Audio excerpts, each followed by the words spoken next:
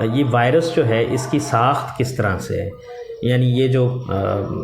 COVID-19 یا COVID-19 مرض کا سبب ہے وہ کس طرح کا ہے۔ ظاہر ہے یہ دوسرے وائرسز کی طرح ہی ایک وائرس ہے، اور ہر وائرس کا ایک جنرل سٹرکچر، ایک جنرل اس کی ساخت ہوتی ہے۔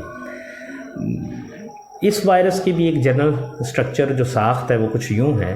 کہ اس کے باہر ایک پروٹین کا خول ہے، اور اس خول کے اندر جو ہے اس کا مٹیریل پڑا ہوا ہے جس کو ہم جینیٹک مٹیریل بولتے ہیں، اور وہ RNA جینیٹک مٹیریل ہے۔ اب یہ جو وائرس ہے یہ جب ہمارے بدن میں داخل ہوتا ہے تو یہ سانس لینے کے راستے سے داخل ہوتا ہے، اور جا کر یہ پھیپھڑے کے ٹیشو کے اوپر جو ہے وہ حملہ آور ہوتا ہے۔ گویا جو ٹیشو ہے وہ سیلز کے ملنے سے بنتا ہے، تو یہ سیلز میں داخل ہو جاتا ہے،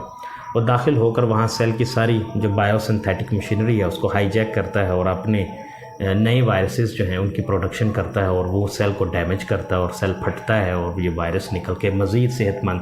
جو سیلز ہیں ان کے اوپر مزید حملہ آور ہو جاتا ہے۔ تو جب یہ اس پہ حملہ آور ہوتا ہے تو پھیپھڑے کے ٹیشو ٹوٹتے ہیں، اور جب پھیپھڑے کے ٹیشو ٹوٹتے ہیں تو ظاہر ہے جو مریض ہے اس کے اوپر وہ نمونیا جیسی جو علامات ہیں وہ ظاہر ہونا شروع ہوتی ہیں، اور اسے سانس لینے میں جو ہے وہ انتہائی زیادہ دقت ہوتی ہے، اور اگر اس کا حملہ بڑا شدید ہو تو شدید حالت میں اسے وینٹیلیٹر پہ جانا پڑتا ہے، اور وینٹیلیٹر کے بعد خدا نخواستہ وہ اس کی موت بھی ہو سکتی ہے۔